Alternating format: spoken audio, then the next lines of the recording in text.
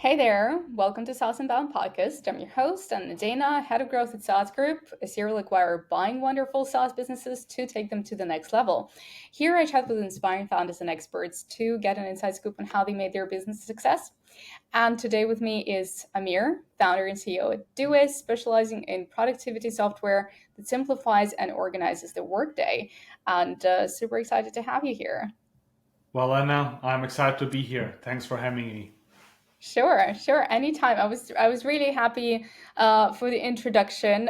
You guys are doing a great job, and I'm really excited to learn how you're able to work so successfully for the last 17 years. That's quite a ride. Yeah. It has been quite a ride, and I hope this will continue as well for many, many more years. Yeah. Okay, wonderful. Then let's get to it. I mean, first of all, for some people that don't know, what's Doist and what's the problem that you guys are solving? Yeah, I mean, right now, like we're mostly focusing on solving most like task management and project management with Todoist, which is probably one of the most popular task management apps in the world. Um, And we also have another product called Twist, which is like asynchronous team communication. Um, and honestly, it's just like creating simple yet powerful tools that really empower people. So that's kind of like basically our mission is kind of that. And like yeah, both of these fields like productivity or like just organization and communication are super deep, and I think are like mostly unsolved as well. Um, and just like doing this, like solving this, would just like be a huge unlock for humanity in general, because especially knowledge workers, like it's so critical for us. Yeah, so that's something that we are basically focusing on, and try and have tried to kind of like solve for the last or improve for the last 70 years, and I feel like there's many more years where this needs to happen. Yeah. Yeah, I mean, I think there is still a long way to go, because, like you said, like just inspiring humanity to, to get their shit together and just start, managing their time and their tasks. It's no small feat. So, yeah, I'm really excited to what you're going to do with that. All right, so what's your background, like how you got there in the first place, because you started 2007, right? I'm trying to calculate 17 17 years back. So what was the inspiration behind the product? Yeah, I mean, like when I started this, there was almost no task management tools, and I was quite busy. Like I was a student, and I basically wanted to create a tool for myself. So that was basically the motivation was, I want to create a to do app, and I want to make it like modern, like web based. Yeah, and honestly, like I had never actually imagined this becoming a company. So it wasn't like, yeah, let's start a startup or whatever it is, like, or even a company. It's just like I want to make a tool for myself, and then I made this tool and I made it public, and then basically got users, and yeah, it has basically grown out of that. Yeah, and the thing is, like, I still use the product a lot. I'm still like probably one of the most active users. um, so I really feel like still, very passionate about this space, and just like creating something that you actually use yourself is such a wonderful thing. Yeah, and also, it makes it very interesting to kind of just like keep engaged, because the stuff that we are building, we are using ourselves, and then it's kind of just a loop.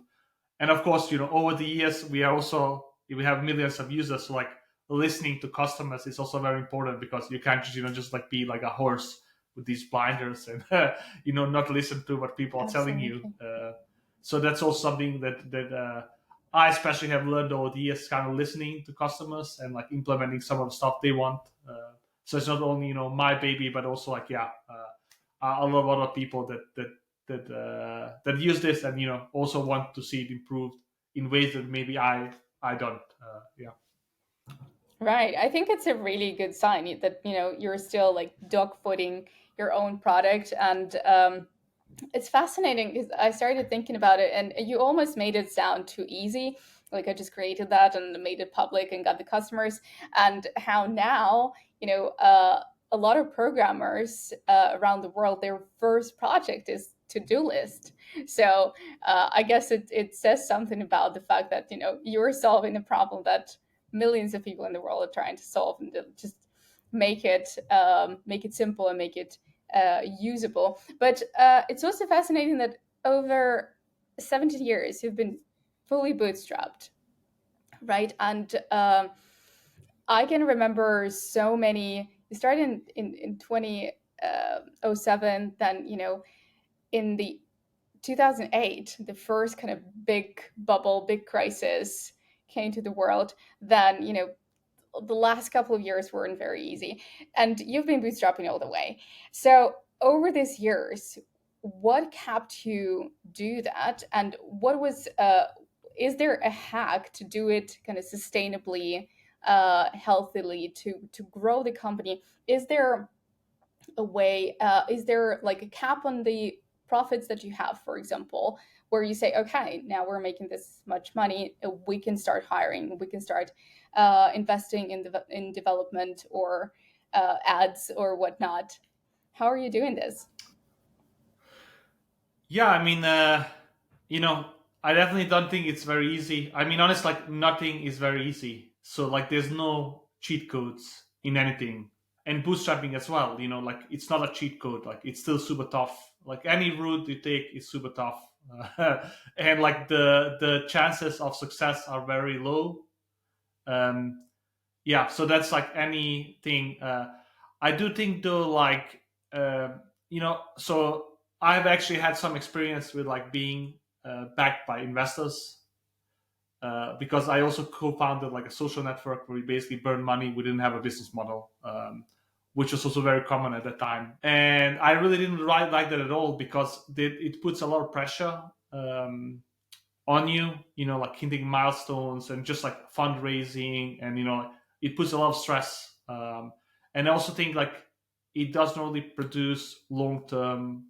Of course, like you have some successes like Facebook or whatever, like, but a lot of times, you just burn a lot of money, and you don't really produce anything of value. And you can see this right now. I think there's like huge reckoning happening in the SaaS space, where you know people have raised a lot of money, they have burned a lot of money, but they have actually not really built a sustainable business. So for me, like this sustainability, like being self-sufficient, being like Paul Graham has this great post on like default alive and default dead, like being default alive, that was a very good place to be.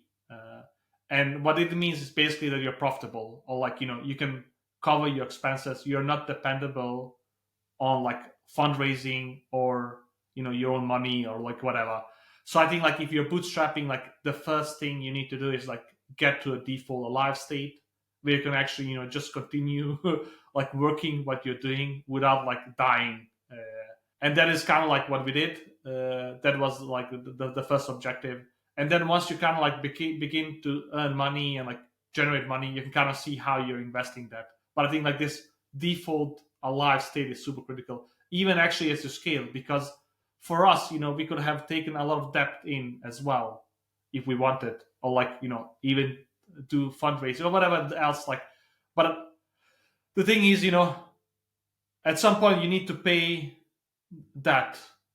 Or like you maybe are like, let's say that we actually like raised 100 million, and then we hired like 300 people. You have 300 people that you need to sustain and pay, and at some point that funding dries out, and if you don't have a business that's actually sustainable, you will not be able to pay people salary. So you can see right now, like there's a lot of layoffs happening. A lot of companies are kind of like in this stage, especially right now, but like with interest rates becoming much higher, it's a much different climate we are going into. So yeah, so that's kind of like, yeah, like a sustainability, profitability, and like building something that's like default alive. That's a great strategy for bootstrapping. Yeah.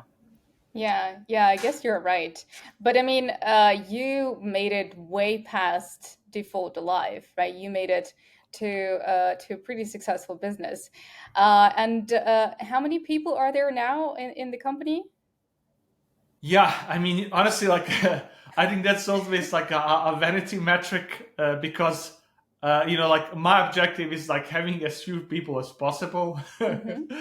because I think like uh, more people, more problems. Like the whole That's true. complexity arises a lot. So like we are about 100 people, and Hmm. honestly, like I'm just like trying to figure out ways like that we don't add more people, because I do think like you can do amazing things, especially right now. There's like so much leverage, like for instance with AI, with technology in general, that you can actually have a $1 billion business and be 50 people.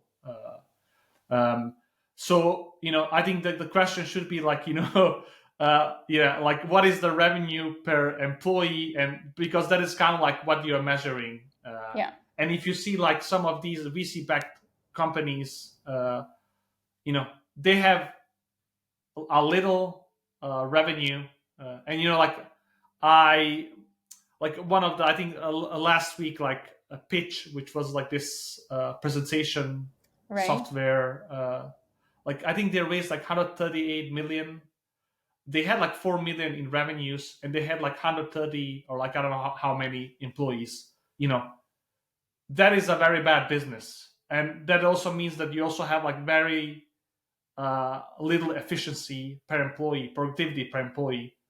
So what we actually measuring is more like what is actually like revenue per employee, and like getting Right. that as high as possible. So right now, like we're about 100 people, and I think we are about maybe 200,000 per person. So about 20 million in In revenues, revenue. and we actually want to grow that. Yeah. Yeah, yeah, no, that makes sense. I mean, that was actually the next question, but thank you for elaborating. I think that it makes great sense. Everyone is turning towards profitability this last year, and I think it's a really good turn. Like you said, there are so many technologies and AI to leverage for growth and to make sure that the team is efficient. But yeah, about hiring and about talent acquisition, some founders say that hire slow and only hire when you as a founder know what is supposed to be done and how it's supposed to be done. So did you have this strategy? Did you basically have to learn from the very beginning every aspect of running the company and then only hire people to be able to assess what they're doing?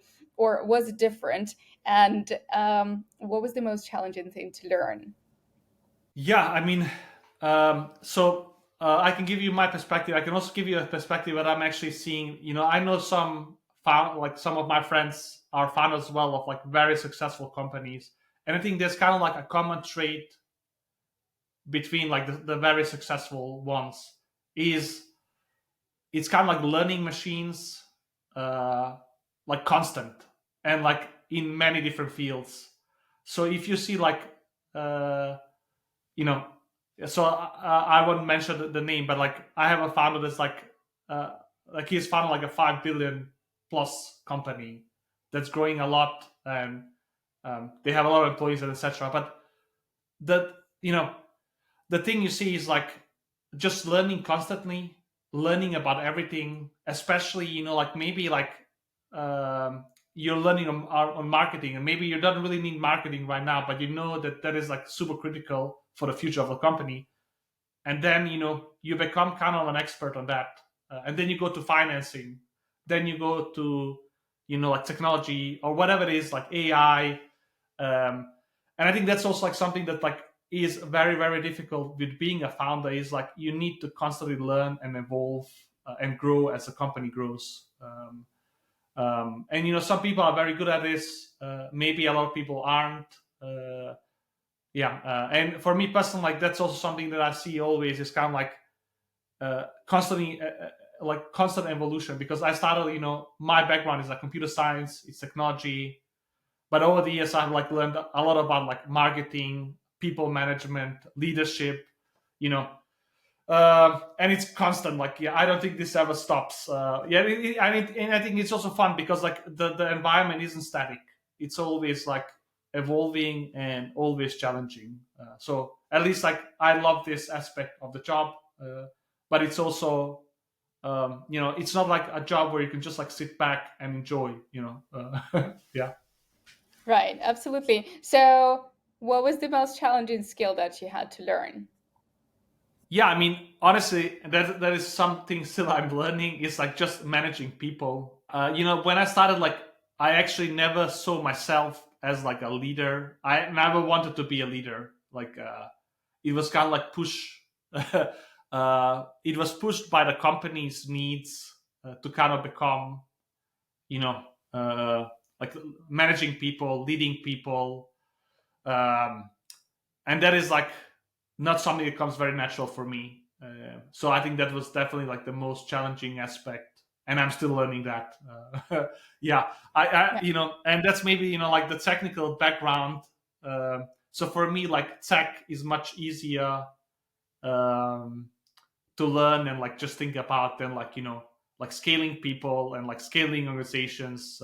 You know, yeah. So yes, I've kind of like learned to like this part of the job a bit better, but it's still kind of a struggle, and it's not something uh, that comes very natural. Yeah.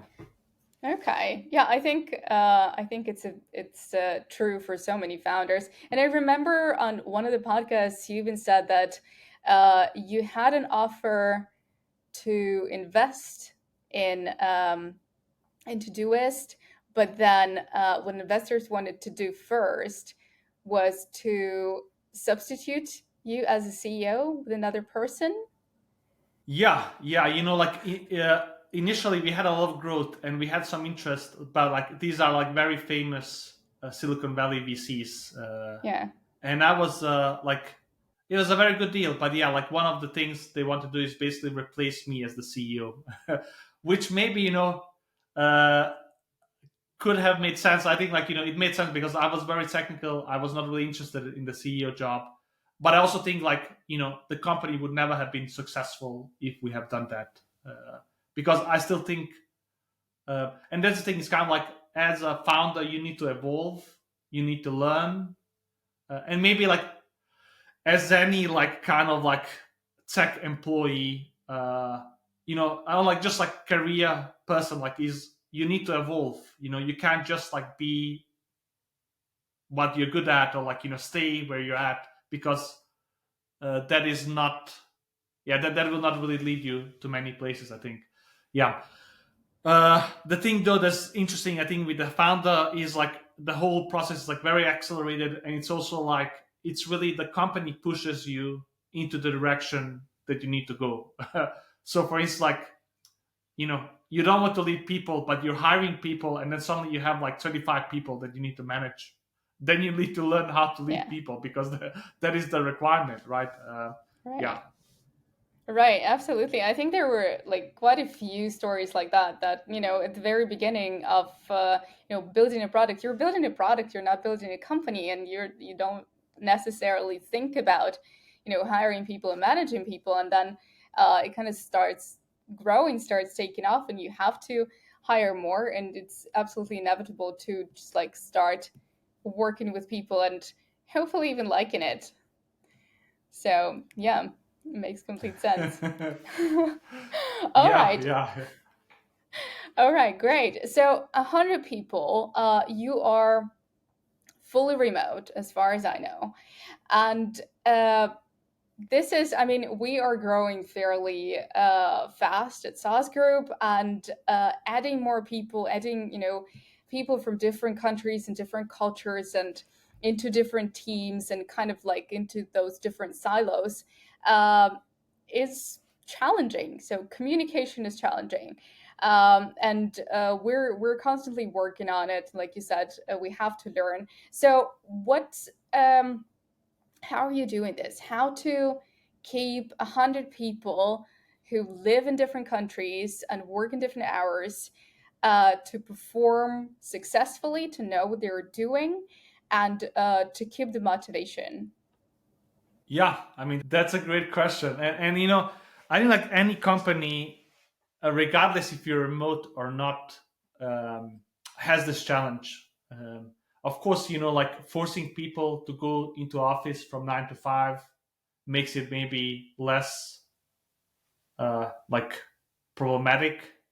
But in the end, I think you have the same problem. It's kind of like how do you motivate people, and especially I think like you need to go for like intrinsic motivation. Like people really need to be passionate about what they're doing.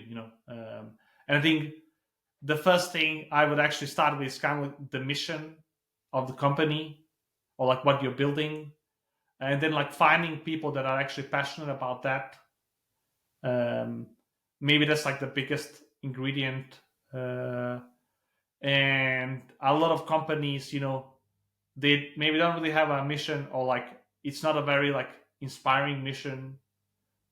So if you see like some organizations that like are doing incredible things, such as like SpaceX, their mission isn't just like to send rockets to space, which maybe would also still be a cool mission, uh, or like it's really like to send, like occupy Mars, which is like are much more inspiring take, and I think that aligns people much better. And if you see, like, I think actually some things that maybe Elon Musk, I mean, of course, like he's a super uh, polarizing figure, but like I think something he does really well is kind of like figuring out like what is actually the inspiring mission. So any of his company, there's like really inspiring element to them. Like Tesla, it's not making cars; it's kind of like sustainability, climate change, that's aligned with that. And I think that makes it much easier to kind of like find great people, get them motivated to do the stuff that they need to do. And if you have a company that isn't doing anything inspiring, I think it will be very hard to kind of like get people aligned and working. And maybe most of the current work that we are doing is not very inspiring. Yeah. So that's maybe like a problem. Yeah. Okay, all right, but still, you're growing, and 100 people work for you. Um, so it must mean that you're doing something right. So okay, since you started talking about the mission and like the values, right?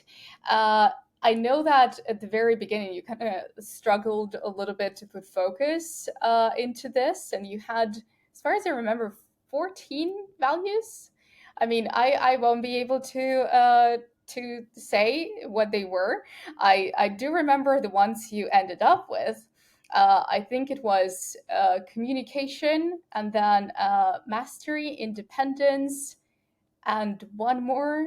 Was it courage? Uh, Ambition. uh, Ambition. Yeah. Yes.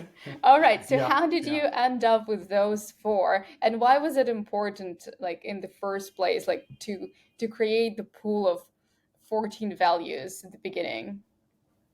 Yeah, I mean, I think company culture, company values are incredibly important. And initially, you don't really think they're important, because you're just like focusing on like, yeah, building something that has product market fit.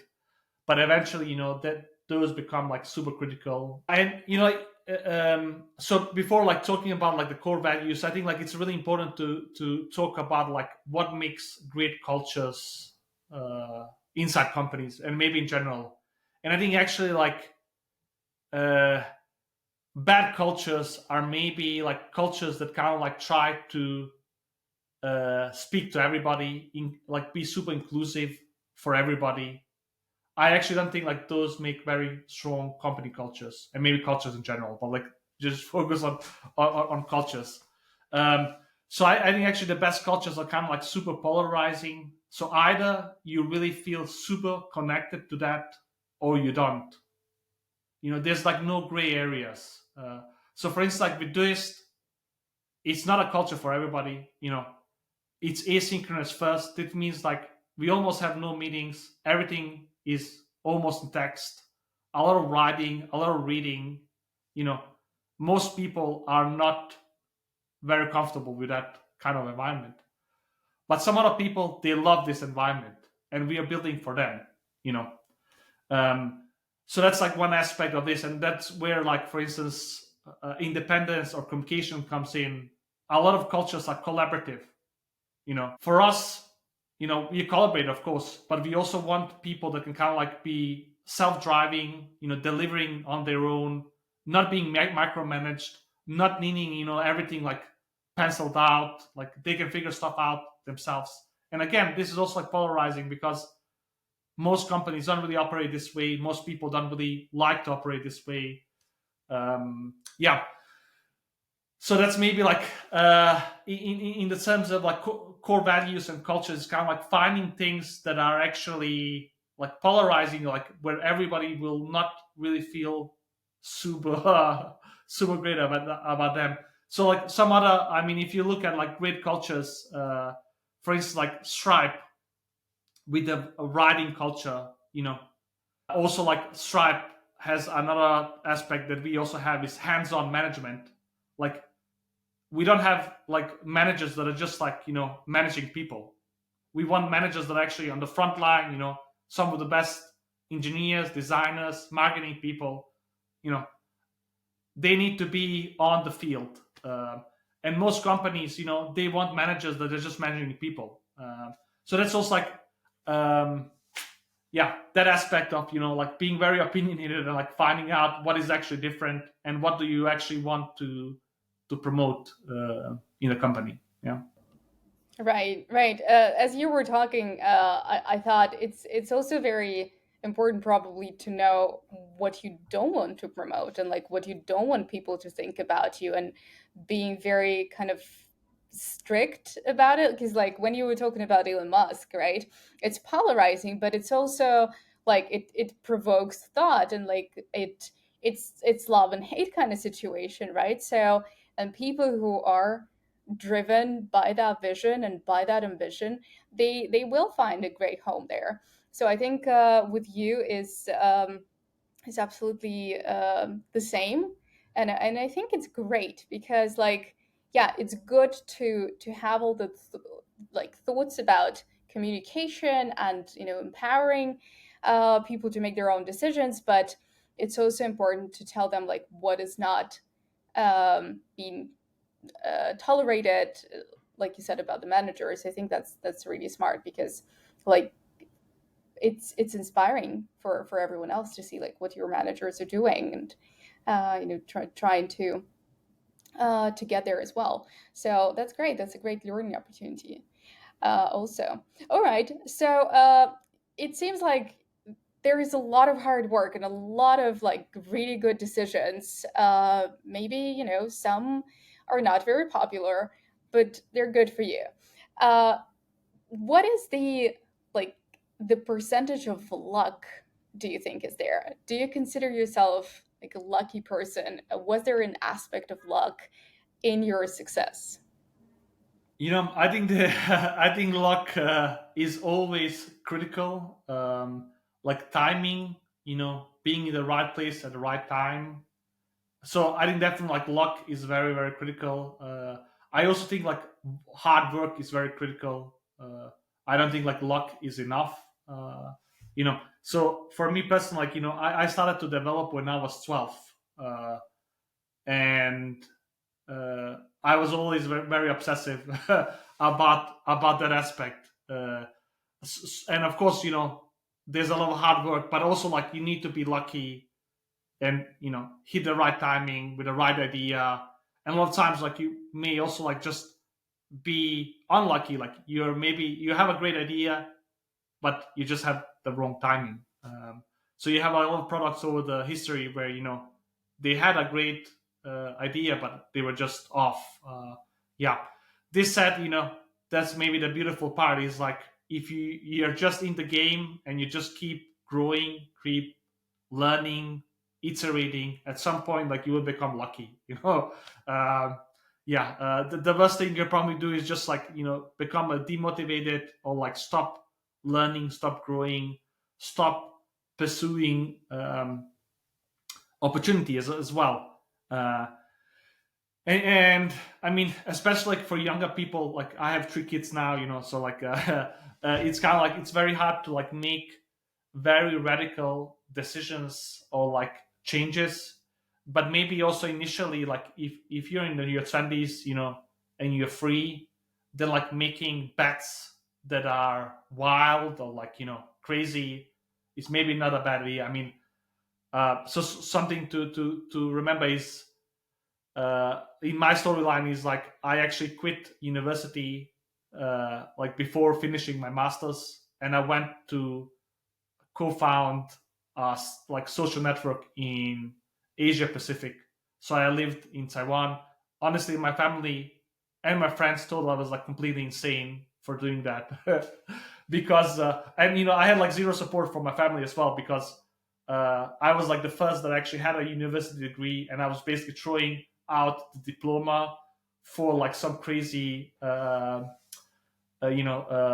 pursuit. But the thing is, like, doing that was really really challenging for me, because I basically needed to like like go into a new environment, and I was just alone. But I grew a lot as a person. I learned a lot, and like I kind of positioned myself in like a hyper learning environment where I needed to evolve, I needed to learn, and etc. And maybe like when and of course, like I'm actually not sure if like I would definitely not recommend doing these things, but I think like as a young person, you can actually make risky decisions that are maybe insane, but as long as you're learning, growing, challenging yourself, maybe you end up in a good place, and maybe in a better place than if I have like got my master degree and went to work for like IBM or like whatever else was there. Like, yeah. Okay, so maybe that was luck getting that adventure. All right. That's wonderful. Okay, so I just want to come back to the previous question just a little bit, because I just started thinking a little bit about what you said about the managers and being on the front lines, and really like pushing, leading with an example. Tricky question. What are your yeah, what basically are you doing in the company right now? What are your um, duties, or what are your tasks? And yeah, what is the team that you're leading? Yeah, I mean that's a great question, and something to note is like I'm actually still doing a bit of development, not as my full time position, but I'm still like contributing, because I just like find that very fun. So that's one element. But honestly, like my core job right now is kind of just like you know, so like a few months ago we redid our mission, and like communicating that out, changing that, thinking about that. That was actually really really difficult to do, and I think like it's super critical as a founder to actually do that, because yeah, like you may say like yeah, the mission doesn't really matter, but like it actually does, because it kind of like it directs the energy and focus of like 100 other people. So like making sure that like the vision and mission is very clear, like where are we actually going as a company, that is very very critical. So that's one aspect. The other aspect is kind of like evolving the leadership team, improving that. Like if you're 20 people, leadership maybe doesn't really matter that much, because everybody knows everybody, everybody knows all the details probably. But as like 100 people, you actually like leadership becomes much more critical, and like having everybody aligned, uh, like having you know all the different like aspects like functioning together, uh, that becomes a challenge, and like that's also something that I work on a lot. Yeah, and of course like making sure that you have the right leaders, replacing those that are not functioning, evolving that aspect. Yeah, so those are like some of my duties. Yeah. Okay, thank you. I hope it wasn't too intrusive. I took a leap of faith with that question. But yeah, okay, thank you. And just a couple more questions, kind of the usual ones on the podcast.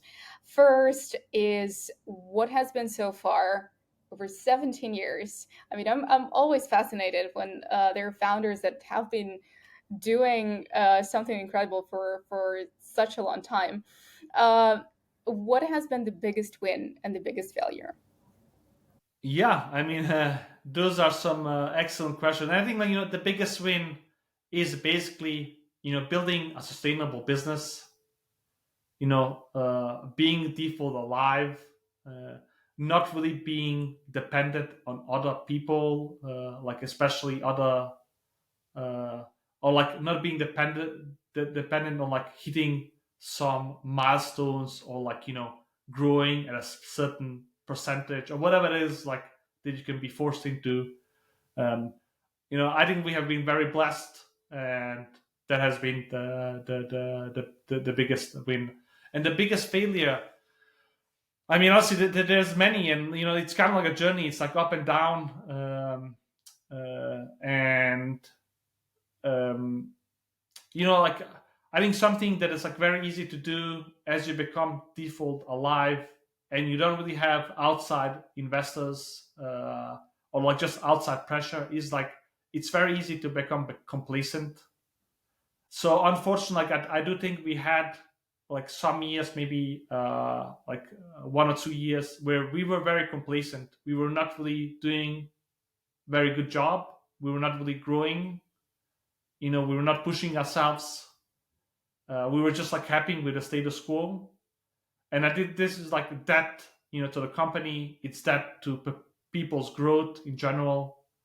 Um, yeah, so I'm happy. At some point, like, I woke up and said, like, this is really shit. Like, like, we really need to change this attitude, and like we need to, yeah, uh, like, get out of this hole. And I think that has been a failure, because, yeah, like, I think it's very easy to kind of just become very complacent, and like, not really pressuring yourself or others, not setting the standards very high.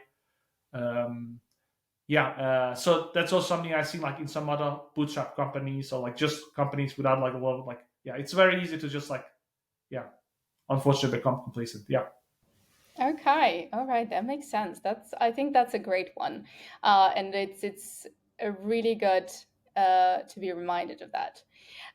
Okay, and the last question is about a hack, right? And again, coming to the fact that you've been alive for 17 years, doing a lot of work yourself.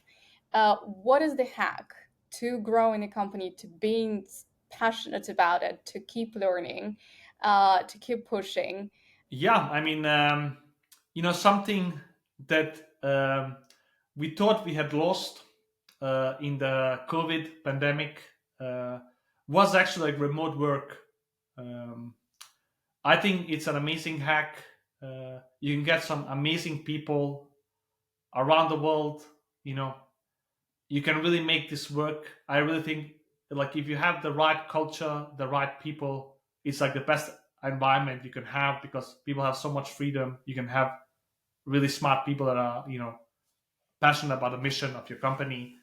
uh, yeah, so I thought this was a kind of commonplace, like, at least, like, it kind of like during COVID everybody was doing it. And right now, a lot of people are back into offices, forcing yeah, office work and etc. And I think like remote work is, yeah, a hack. It's a hack to do better work, hire better people. And on top of that, like, if you want an even more extreme hack, it's Yes, kind of like please. more asynchronous way of working. So, like, we have actually preached this for many years. We have actually stopped preaching this, because, like, it's so hard to change the paradigm. um, but I think, remote work mixed in with asynchronous as default uh, is kind of the ultimate hack on, like, creating better work, living a better life. Yeah, so those would be my hacks. Yeah. Okay, all right. Well, then, you must be happy that Still, I mean, a lot of people are coming back to offices, but even more people are starting companies that are default remote. So I think that's great. Thank you for sharing that, and thank you for a conversation, Amir. I mean, like I said, it's really inspiring what you guys are doing and how you're doing it, and how how very realistic you are about your culture and what you are and what you're not. I think it's a very fresh kind of look at leadership. So thanks for sharing it. And yeah, excited to see what you're up to in the next year, and happy to do it again sometime. Well, Anna, thanks you for a lot of great questions, and yeah, I hope listeners have enjoyed this. Yeah. Thank you, and take care.